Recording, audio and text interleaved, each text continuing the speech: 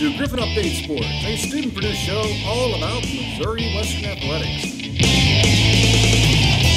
We've got it all every week. Highlights, games, players, fans, and every sport all year long. Welcome to Griffon Update Sports. As always, I'm your host, Bailey Ketchum. And I'm Jake Michael. We have lots of spring sports for you in the midst of this winter wonderland. Today, we're going to feature women's tennis, softball, track and field, and a special night for Make-A-Wish. We'll also have our sports roundtable. This week, we're discussing a couple hot topics in sports. Yeah, hopefully it doesn't get too heated. Someone who's been on fire lately, though, is track star Hannah Williams. I talked with her about all the amazing achievements she's reached this season.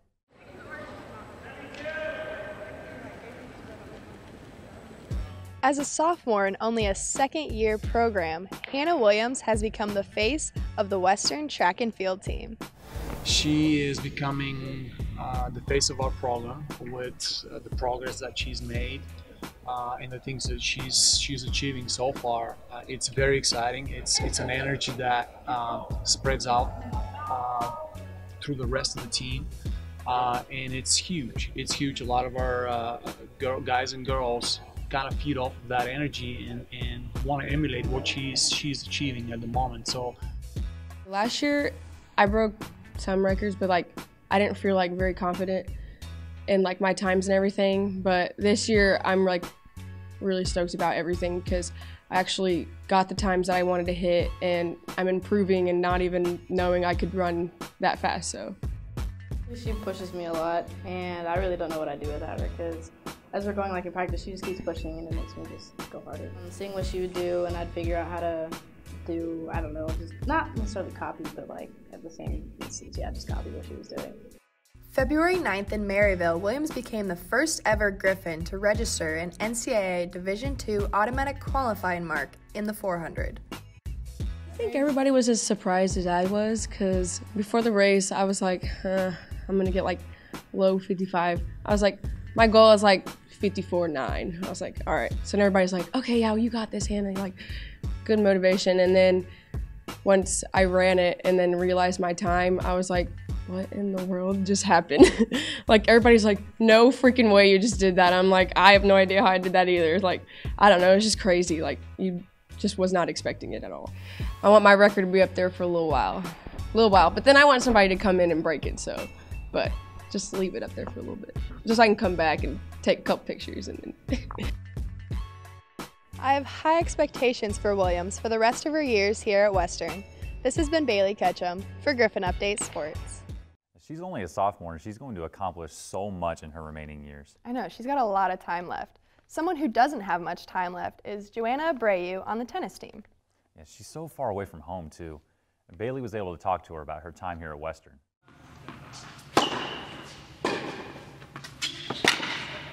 Joanna Abreu is an international student from Venezuela who's been on the Western tennis team for the last 4 years. Not something you see all the time from someone so far from home. Playing here the entire 4 years, the biggest advantage is that you just get used to the place. So it's kind of yeah, you're far from home, but it's pretty much your home, and you just get used to it, you get used to the people around you. So it's not that hard to get used to the environment, the team, coaches and everything. So yeah, honestly, I like being here for 4 years and playing the entire years without going somewhere else. Joanna's kind of the glue of the operation here, and she's stepped up and took ownership of that. She is the face of our program. When I got here, she wasn't somebody I recruited, but she is the first person to be here all 4 years with me. My biggest motivation, of course, my senior season, I wanted to be the best season, of course. I feel like every season I just wanted to improve more and more to make my record look better and everything. But of course, this season is just every time I play, it's just one last time against this team, So that inspires me a lot. I just want to do my best every single time on the court. Joanna keeps everybody in check. She, she'll be the first one to say, get your stuff together if you're doing something wrong or doing something poorly and you could be doing better. But she doesn't do it in a mean way. She it's more encouraging than it is It means a lot. It means like the place where I just call it home. Like home is just Missouri Western. I live here. I've been here for the past 4 years. So it's definitely really important for me, and I know it will always be really important for my life. The tennis season is in full swing. I can't wait to see what Joanna and the rest of the team do this year. This is Bailey Ketchum for Griffon Update Sports. That's awesome that she was able to be here for all 4 years. Why wouldn't you want to be here for all 4 years? Yeah, good question. The softball seniors have definitely enjoyed their time here. You got that right. They're the core group of the team this year. Reporter Bo Baker has more with the seniors.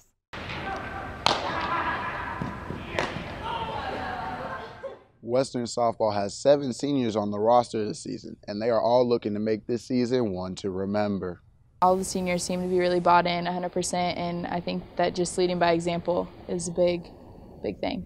We've all been in situations before, whether it's here or at different schools that we were at, but we kind of know the ropes and taking the younger people under our wings and leading them along. This is a program known for their success, and Coach Bagley is going to expect the seniors to step up. Come in every day and give our best, give our all, because this is it for us. I mean, there's nothing left after it. Last season wasn't the best by any means, but that doesn't mean this last season for the seniors has to have the same results. I think we have more depth this year in certain spots, so especially our pitching, I'm excited for that. We're a lot closer than I think we were last year, and getting to the point where we feel comfortable with each other has been huge on and off the field. I think that's a really big thing that we have this year. Knowing that this is their last season as a softball player, the seniors want to leave behind some remarkable memories. Making a regional appearance, and not only just making an appearance, but making a run and kind of setting the tone for what Missouri Western softball is. Get a ring. Softball is in the back half of their 24-game road stint. We wish the seniors good luck on the rest of the season because we know the time is going to fly by. For Griffon Media, this has been Bo Baker. They're going to lead that team to a lot of success. I'm with you on that. Hey, how was the Make-A-Wish reveal last week? It was amazing. The Student Athlete Advisory Committee got to reveal a wish to 4-year-old Carson Powell. Bailey was there to catch it all.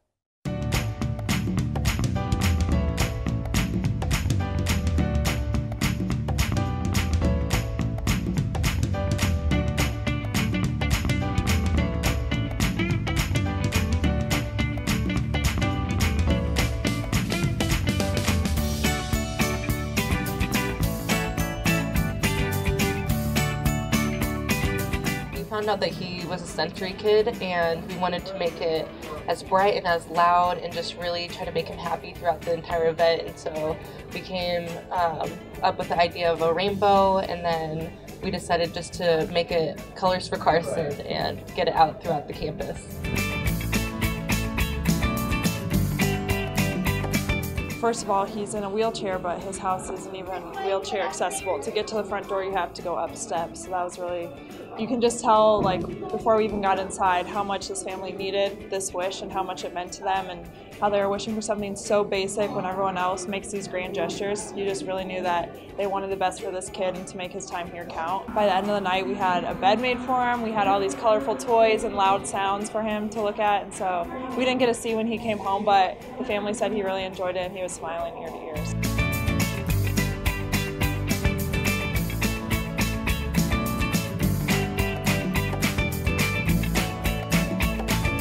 I think that's what makes Missouri Western special. A lot of times, like you said, you wouldn't see that anywhere else, and you saw that here, and it blew me away. I mean, all the SAC panel about the amount of people that were here, so, and I'm sure the family really appreciated it. So. This has been over a year in the making. We started last fall, and it's been over a year and a half to get this to happen. And so just having Carson on campus and seeing him out in front of all the student athletes, just giving him love, has just been the best thing that could have happened. I just think Carson is my favorite thing about tonight, just making this worthwhile for him and to give him something that hopefully he'll remember. So.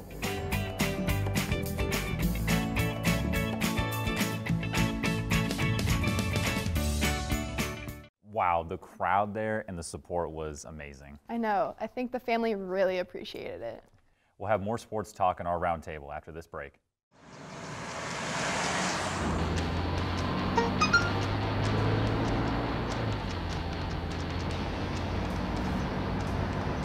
The average text, takes your eyes off the road for nearly 5 seconds.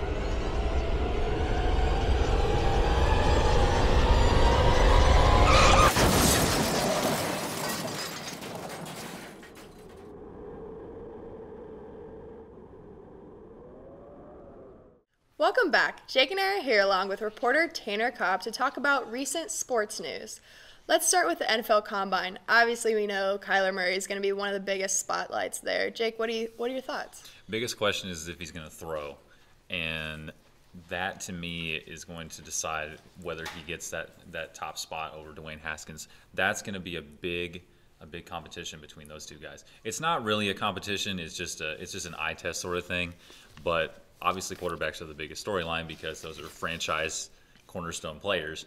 But I think the biggest storyline is the defensive stars because those are some highly touted players coming out of high school, and now they're eligible for the draft. So I want to see how those guys measure out because one great bench press or one good 40-yard dash could really separate you from everybody else. That could really raise your stock.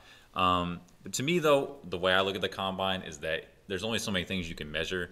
But when you actually get that one-on-one time with scouts and coaches and you can actually sit them down and, you can't measure character, you can't really measure intelligence. I mean, to a certain degree you can. You can put X's and O's on a board and you can figure out how smart they are.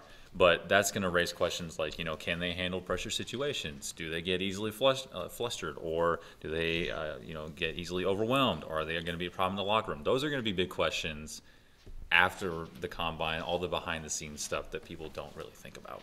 Yeah, Kyler Murray is definitely a big story. I mean, being a top pick in the MLB draft and NFL, I mean, that's not very likely to happen. Yeah. But I'm really curious to see Drew Lock. He killed it at senior day, and his junior year, he had a historical season, 44 touchdowns, an SEC record.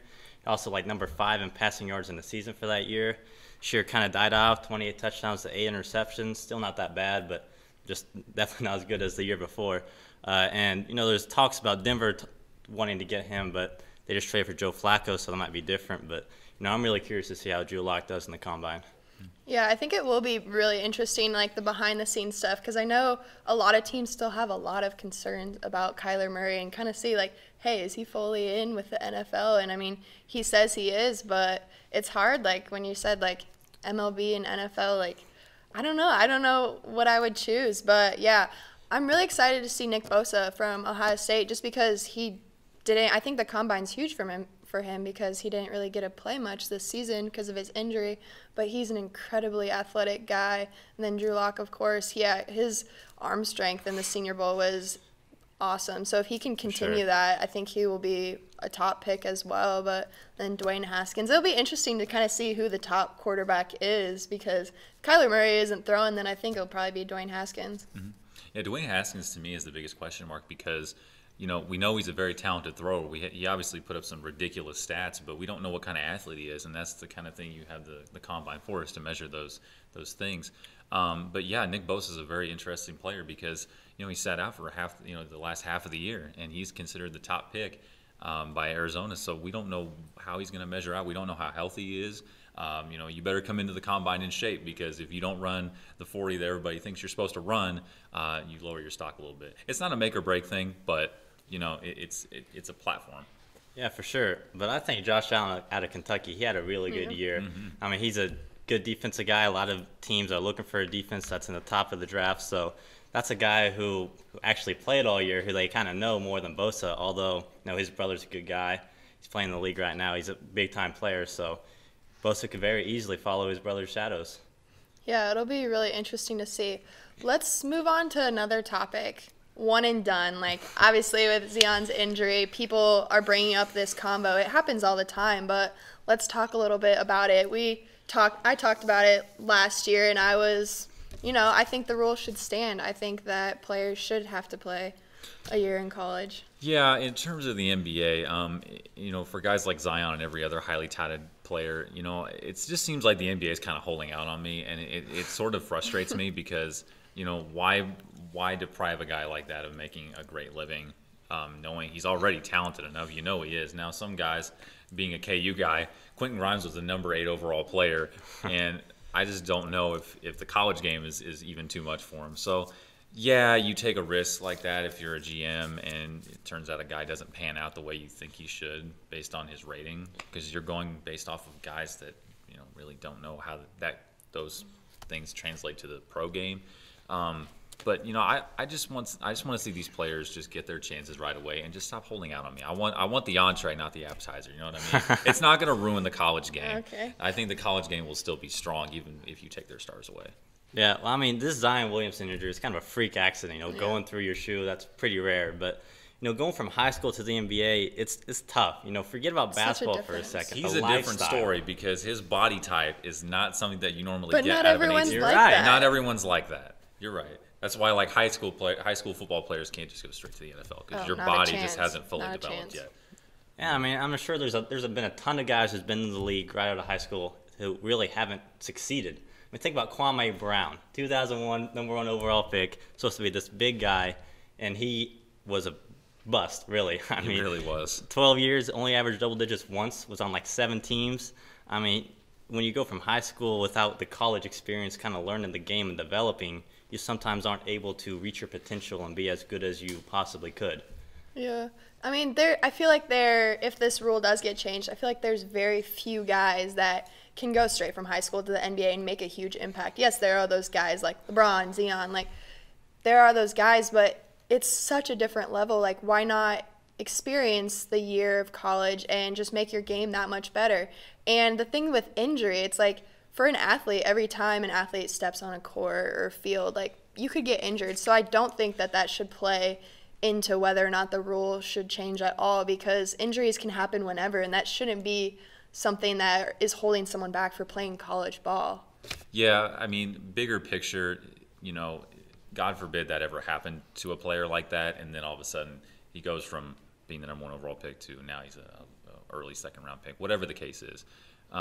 But that's why this is such a hot topic, because you don't want to see that happen to players. That's why coaches like John Calipari, if guys are good enough to go to the NBA and think about coming back to school, he'd say, no, I want you to, but it's your decision, but I want you to think about the unfortunate circumstances and things that can happen if you stay another year and how that could affect you. Because, you're talking about, having enough money to support a family, support yourself. That's why it's such a hot topic. But again, if you didn't have a player like Zion in college right now, this probably wouldn't be as hot of a topic because he's such a valuable asset. This guy is it for every NBA franchise. Any franchise would love to have this guy on their team, and the last thing they want to see is a career-ending injury. Right, but valuing education is opposed to going to the league and getting paid money is a hard decision. I mean, stressing over classes or getting paid millions of dollars to play a sport, probably going to lean to going to the league, But it's just such a tough conversation. The one-and-done rule is really hard because there's pros and cons to both, so it's just tough to say for sure what the definite solution is. Yeah, and I think it'll be a little bit until they fully decide hey, if we're going to take this away, there's a lot that has to go into it. But let's transition to our last topic. Let's talk a little bit about the NBA. Ever since this All-Star break, there's been some changes, I guess. Harden, Lakers, LeBron being LeBron. Yeah, shocker. There's storylines in the NBA at this point in the season. Shocker. The Lakers look like they're in a bit of trouble. It just doesn't look like there's any camaraderie there anymore. I just don't think this experiment's going the way LeBron thought it would. And it wasn't supposed to pan out. It wasn't supposed to be an overnight thing. It was supposed to pan out in 2 or 3 years from now. You had some key free agents, later on every offseason. But my formula, the way I can foreshadow how a team will perform in this postseason, because it's getting closer and closer every day, is that because there's unfortunate circumstances all the time, but you're never going to bench your best player, is you got to consider how these teams play without their best player. So, and if there's still the same kind of cohesiveness, not more cohesiveness, we saw that with the Celtics last year, but you're not going to bench Kyrie and say, well, our team's better without him. You're just not going to do that. Right. Then if there's the same amount of cohesiveness without that player, Chris Paul, remember that last year, that team will have success. That's why I trust the Rockets didn't get off to a great start this year, but man, in the postseason they can make some noise. I mean, they beat the Warriors by 15? They didn't Without have James Harden. That's They haven't lost to the Warriors this year, actually. Mm-hmm. Yeah, it's insane. They're just such an offensive team that it comes down to can you outscore the other opponent? Like last year, missed 27 consecutive threes in that conference championship game against the Warriors. Can they overcome shooting woes? You know, can they just depend on the three-point shot that well is another thing. And kind of like what you're saying, LeBron, it's just so surprising to see that we're this far in the season and his team might miss playoffs. I mean, he hasn't done that since like 2006 or some way back in the day, you know. Yeah. And just the way that he's kind of being towards his teammates, taking shots at him, you know, not necessarily playing hard all game long. And even last night played the Grizzlies, and, you know, he had a charging call when he went up for a dunk down by 4 late in the game, and kind of cost him like 20 seconds left. There's just a lot that LeBron isn't doing that he usually does, you know. So it's interesting. Yeah, that's something you're just going to have to figure out, you know, behind closed doors. And that's something that you can't just talk, you know, call people out in the media, you know, subtweet as us millennials like to look at it. Team chemistry. No, not at all. That's what they're struggling with, I feel like. And honestly, the Warriors are kind of struggling at the moment. Marcus Cousins, I feel like hasn't really found his spot. And, okay, can we talk about him throwing the shoe? Like, I don't think that should have been a technical. That's just me. But I think he was just kind of getting it out of the way. That's a boogie thing. Yeah. That's just how he plays. Yeah. But the Bucks, they're honestly, like I said last time, they're a team that I love watching play. They've won 9 out of their last 10 games, and I think that they're going to continue to keep this streak going. Honestly, I can't see a team that can touch them right now. I know the Boston Celtics in the playoffs look like they could potentially get past it. And, you know, the Raptors have good guys like Kawhi Leonard. And it's just going to be a lot different because LeBron's not there. The East is kind of open. And the Bucks, Giannis actually hasn't won a playoff series in his career. Although they're playing exceptional basketball right now, he doesn't really have that experience in the playoffs, and they don't have a lot of big-name players like other teams have. Yeah, consider my formula here, which isn't, you know, it doesn't take a genius to come up with it. But if you took Giannis out of the equation, how good is that team? You know, we just don't. Okay, we know that, yes, if no you take team Giannis out, is obviously. good with their best player. The Celtics are actually kind of, they're an exception, which is weird. All right, whatever. We'll talk about this more when we'll talk about MVP, all that, NBA headlines. We'll talk about it more. All right? Okay. After this break, we'll take a look at more results from our teams and this week's upcoming sporting events.